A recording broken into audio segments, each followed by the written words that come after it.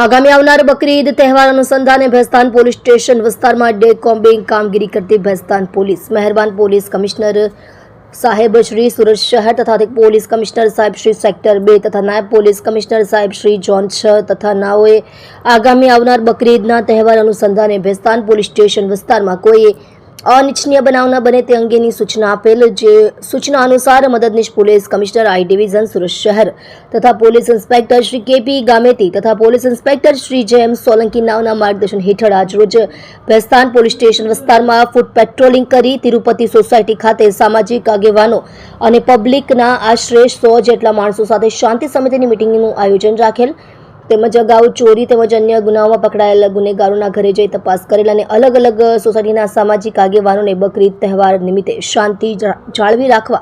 સમજ આપી અને અસામાજિક તત્વોના ઘરમાં સર્ચ કરી હાલની પ્રવૃત્તિ વિશે માહિતી મેળવેલ અને તેઓને ગુનાહિત પ્રવૃત્તિ છોડી દેવા સમજ કરેલ છે અને ગુનાહિત પ્રવૃત્તિ કરતા ઇસમો વિરુદ્ધમાં નીચે મુજબની કામગીરી કરેલ છે. જીપી એક્ટ કલમ 135 મુજબ 8, પ્રોહિબિશન એક્ટ કલમ 66(a)(b) મુજબ 7,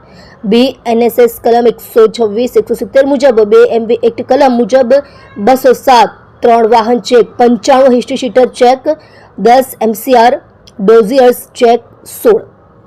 આપ જોઈ રહ્યા છો ગુજરાતની સૌથી પહેલા ખબર આપતી Surat express news channel director Rajesh મંગલેની સાથે.